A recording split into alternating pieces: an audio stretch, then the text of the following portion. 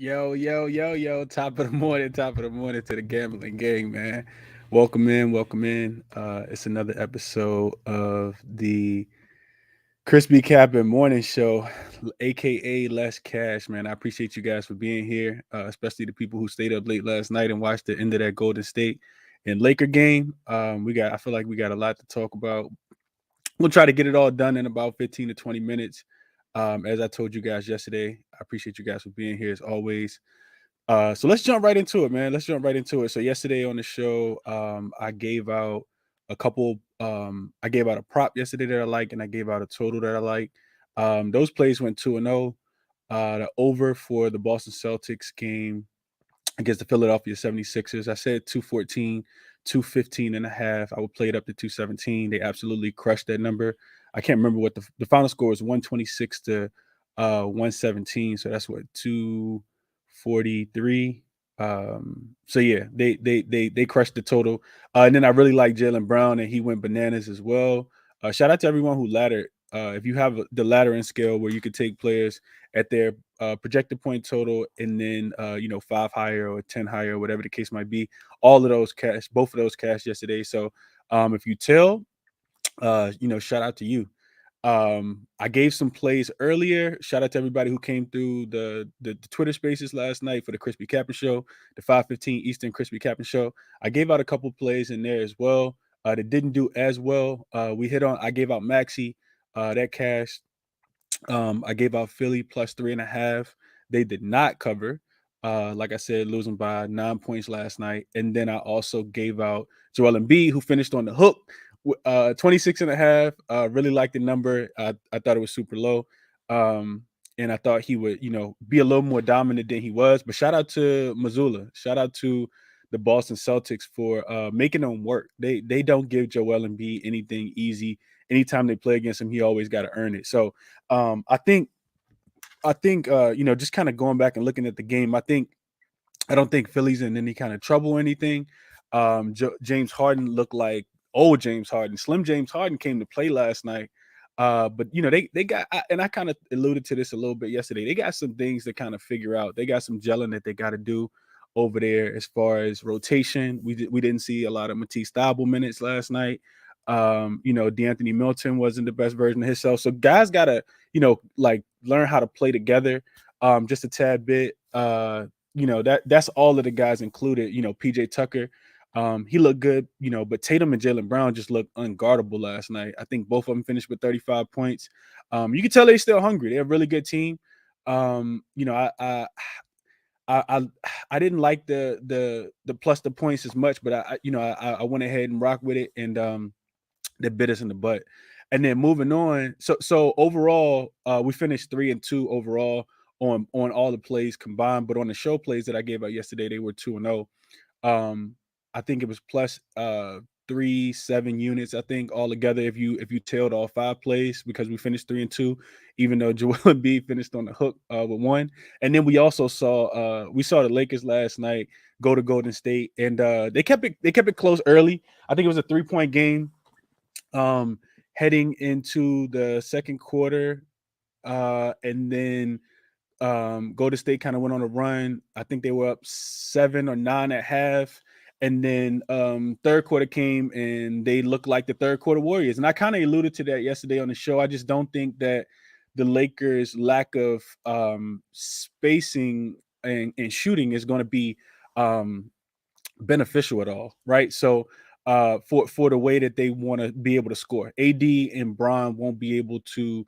They'll just have to be a 2-man wrecking crew. Westbrook will have his games where he plays well, but if you don't have guys like Kendrick Nunn, Patrick Beverly, Austin Reeves either making plays or hitting jump shots, then it's going to be really difficult. And against the better teams, the Lakers typically don't hit those shots. So, I talked about only being able to look towards the Golden State Warriors minus the 6.5 yesterday. And if you play, I didn't give it out as an official, but if you played that cash as well. But yeah, that's it. I just spent 5 minutes already talking about, doing the recap. But let's look forward to the day. I want to, of course, that's what the show's for. It's to kind of, check out what we got going on today. And we got a lot of games, but I think I think it's 12 games today, which means that it's 24 teams in action. And I won't get to all of them on the show either. Just to be transparent, I won't be able to get to every single game. I have done. I will always do my preliminary research, and we get a lot of the injury report news. But most of the time on the show, I'll give out a play that I really like or two plays that I really like in the morning. And if I like anything, definitely not gonna force anything. And then as the day goes on, we gain more information. I have a little more time to kind of take a deeper dive into some of these games, especially the ones that I really want to key in on. I'll have more for you guys in the later Twitter spaces. So I definitely encourage you guys to jump in there as well. Yesterday, I think we had 1,600 people come through. That was pretty cool. So always looking forward to doing those. If you weren't a part of those yesterday, they're recorded over here on YouTube as well. So you guys can go back and watch those if you joined late. But also, 5:15 Eastern time every single day. We doing the Twitter space to kind of take all the information that we have to be able to make the most the best informed decision. So that's what I got. But getting into it, man. Let's go to Detroit. So first game up, Magic and the Pistons. This game is interesting to me, and I felt like I probably spent a little more time on it than I should have. But I'm always looking for an angle, right? I'm always trying to find how I can back these teams. I actually don't even have my banner up. Hold on, let me get my banner up real quick. Let's see.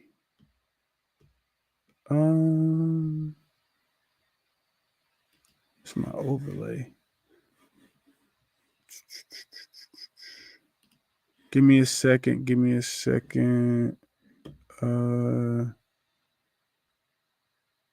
You know what? I'm not gonna force it. It's cool. I thought I had it up, but I don't, which is fine. Let's see. There we go. Yeah, the show is presented by Basketball Forever Podcast Network as well. I totally forgot to mention that in the very, very beginning. But yeah, this is the NBA betting show. So let's get into it, y'all. Let's get into it. So first game up, we got Magic and Pistons. The Pistons are laying 3 points in this one. I think I saw it this morning go up to about 3.5 as well. So it just depends on where you're getting the number. The total is sitting at 217. So today I want to give you guys information that you can use to make your own plays, especially when I don't have anything official on these games. But I want to share my insight and my analysis with you guys so that you can, make better bets yourselves. And I appreciate you guys in the chat too. I see a lot of people in the chat rocking with me early this morning. Appreciate you being here, JR and DJ. Ball game. Appreciate you, bro. MK. So I definitely, I'm looking at y'all. Appreciate y'all being here for sure. But let's get back to the game. Let's get back. So you got the Pistons laying 3 at home. And you get a Magic team coming in here that is supposed to be a better version of themselves than they were last year. I think that they are. Defensively, they picked it up towards the middle of the season last year. They should be a little healthier. But my the Pistons were a team that you could back last year when they were dogs, right? Being favorites, they didn't do as well. The Pistons were 2-5 last season straight up and ATS as a home favorite. It didn't happen often, only 7 games out of 82, but they did not look good straight up or ATS in that. So I'm not rushing to get behind the Detroit Pistons. Interestingly enough, both of the wins that they had, though, the ATS and straight up wins, were against the Magic. How ironic, right? Injury wise, Marvin Bagley III is out of this game. He got injured in the last preseason game, which kind of scares me off the total just a tad bit, because I was looking at this total and the ATS for the Pistons, because last season when Marvin Bagley played, the Pistons went 15-3 ATS. So, you don't really think about Marvin Bagley being, the guy out there in Detroit. We think about, Sadiq Bey, and of course we think about Cade Cunningham. They got Ivy in the draft, of course. You think about those guys, but, they don't have Jeremy Grant this year. He went on to Portland. But 15-3, when you lose somebody that's bringing you 15-3, a ATS record that's helping you go 15-3. It's not really one, I'm not really encouraged to take a spread like that. And as far as the over under, when Marvin Bagley the third played last year, the games went 6-10-2 to the under, right? So 10 of the 18 games went under. Two of them was a push, so you actually did well when Marvin Bagley, if you took the under in the games that Marvin Bagley did play in. So I still kind of got to lean towards the under 217. I'm not looking to back the Pistons, but I do think that, they're better than the Magic, and, they could win this game. Don't like it enough to actually play it though, so I'm not official on that game, but that's what I kind of came up with when I was breaking it down, and wanted just to kind of share that insight and analysis for sure. So 10 minutes in, let me go back through the chat. Anthony Davis only 6 rebounds. What was that? Yeah, and you can't get rebounds if Steph Curry making every 3-pointer. Silly boys. That he was on fire yesterday, man. A lot of those Wiggins hit a bunch of threes. Yeah, I wouldn't play 80 rebounds, not against the really, really good teams. Missed a huge parlay because Westbrook didn't get 6 assists. He had 3 at half. Yeah, I wouldn't take that either. I missed a 6 leg. Y'all parlaying, man. Y'all got to start taking some of them things straight. I missed a 6 leg parlay due to Sixers not covering 3. Feel good about this year. Yeah, not for sure. I'm with you on that, Frank. I feel good about the year as well. Montreal, 15 points. I think he could get there. I do think he could get their ball game. I think he's nice. I think he definitely going he's extremely confident in himself too. Like you see it, you hear the quotes. This guy's not lacking confidence. And I think Detroit takes a step back, especially while Marvin Bagley isn't there today for sure. Good morning, Breezy. I see you in the chat. Lewis, good morning to you as well. And beat over 3.5 was 3.5 assists. Was a hitter last night. Yeah, you definitely sent me that, bro, for sure. What up, broski? Yesterday was great. Today's going to be better. Yeah, we got a lot of games. What up, D? Appreciate you being here as always, bro. Let me get back into the actual games though. So the next game up, the next game that I was kind of looking at was the Washington Wizards and the Indiana Pacers. This game really, really stuck out to me too. And I'm not 100% sure why. I think it was because the line was so small on the Wizards. And I'm like, yo, the Pacers are going to be trash this year. We don't anticipate the Pacers to be good. The Wizards started the season off pretty well last year. And let me not get ahead of myself. So the line for this game opened at 2. We only need, if you're taking the Wizards, you need them to win by 2. I think it went up to 2.5, and now it's come back down to 2 as well. The total was at 227.5, which I got some thoughts about that as well. But, a lot of people, I think, are rushing to back the Wizards. And I can't talk you off of it at all. Like, if you want to back the Wizards in this spot, do so. But what I'll tell you about that is that the last year, the Wizards as home favorites in this spot. I'm sorry, as away favorites, because this game is going to be played in Indiana. As away favorites, the Wizards finished 1-9 ATS as an away favorite. That's scary. To back this team, and granted, it wasn't against great teams. They were 5-5 straight up. So maybe, you look towards that money line and them not actually winning by more than 1 point, because it could really come down to, the actual final point. They won't have, I don't think Porzingis is going to play in this game. Bradley Beal's coming back from COVID. And another key stat that's interesting as well, shout out to my guy Ronald in the SDQL. When Bradley Beal was in the lineup last year and this team was an away favorite, they actually finished 0-7 ATS. They didn't cover any spread with Bradley Beal in the game as an away favorite. They were losing those games by an average of 7 points. Last season, these two teams specifically finished 2-2 against each other. And for some reason, the Pacers just got the Wizards number. I have no idea why. I will say this as well. So they finished 2-2 against each other straight up, and were 3-1 to the over. So 3 of the 4 games that they played last year actually went over, with the average final total being about 243 points. So I think the Wizards, are probably going to be a little bit better defensively this year, but I would still lean towards the over. I didn't play it, but I think that this game probably gets over.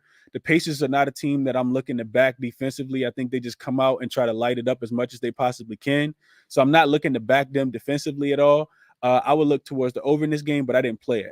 Getting back to this though, another key component. The Wizards are also 0-5-1 in their last 6 games in Indiana. right? So taking a deeper dive into the game, you see the Wizards, Bradley Beal's back. They're supposed to be a little bit better than they were last year. The Pacers are supposed to stink like they did last year, but the Wizards struggle in Indiana. 0-5-1 ATS in their last 6 games, and 6 of their last 7 games have gone over to the total. So, like I said, I look towards the over in that game, but it's nothing that I've put my actual money on. I kind of do like that over though. 227.5. I think the Wizards can come out here and score even without Porzingis. I don't think that the Detroit Pistons put up a lot of resistance. And I think that the Indiana Pacers are going to be a team that's going to get out and try to, play really fast. They're going to try to score the ball. They don't play a lot of defense. If you know from last year, then but they do, try to score a lot. So that's where I'm looking at in that game. And then I did want to transition. I don't even think. Let me check real quick. I'm not 100% sure. I made a actual. Yeah, I didn't. A actual banner for oh yes, I did. The Bulls and the Heat. This is a game that I'm really interested in. And if you're watching on YouTube, be sure to hit the like button for me, subscribe and follow, all that good stuff. Tell a friend to tell a friend, share the video. Bulls and the Heat. This is a game that I'm really, really interested in, and I did some deep digging in yesterday. So I think the spread opened at 5.5 in favor of the Heat, and I wish I would have got on that number. But I hadn't done, all my due diligence and all my research. The total for this one opened at 216.5, and I think it's still about 216.5. No money's really come in on the over or the under.